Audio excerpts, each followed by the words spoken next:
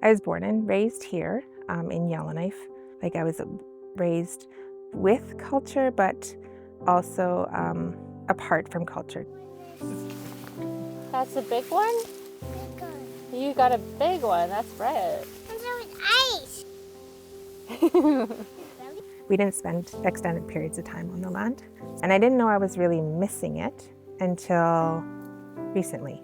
That drew me to Dechinta, having the opportunity to learn about, experience, and watch like elders and knowledge holders and do land-based things and all that sort of aspect in a environment that I guess would have been safe and comfortable for me. So kind of like bridging it. I feel like Dechinta is really important for allowing people like me to learn in a way that better suits me. Like I felt smart in those classes, or I even valued what I was learning.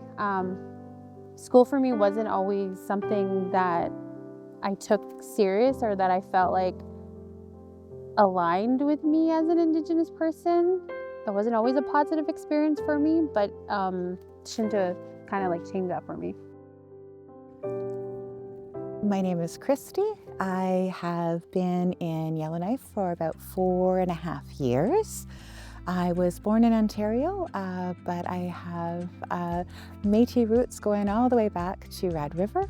I am learning in a beautiful Dene landscape right now. I am lucky enough to say that this is my 3rd course with Dechinta. Never disappoints. I always learn not just what I think I'm going to learn on the syllabus, but so many other wonderful things too. The people who work with Dechinta, they're people who practice the Dene laws on a daily basis. And you feel welcome, you feel loved, you feel like you're part of a special family group. It's an experience unlike any other I've ever had learning. I've never felt quite as confident in myself. And you hear the laughing in the background, like this is just all the time, laughing and learning and doing things terribly and then improving and people rooting for you all the way.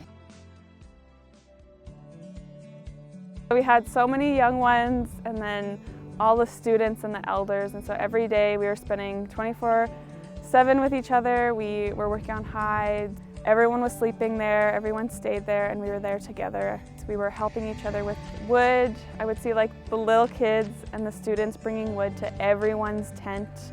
And everyone was just taking such good care of each other, and you could really see us come together and just create a community where it's hard to do that in other spaces, especially at universities. A Western education system, they're very, age segregated, but having something where I could bring my son to and not worry about who would be picking him up or if he got sick or hurt, having to leave. Having him there with me, along with other children, it built more of a community. The food was really good. These wonderful meals. Like you don't have to think, your needs are met. I think it's a really good program because a lot of these students are very keen and they want to learn the culture and language. But sometimes they don't have an environment to do that where they're from, or they don't have the equipment. So, but they have an opportunity here. Being together is one of the best parts of doing things on the land. Not really distractions with, phones or TV or being worried about work. When you're here, you're kind of in the present moment.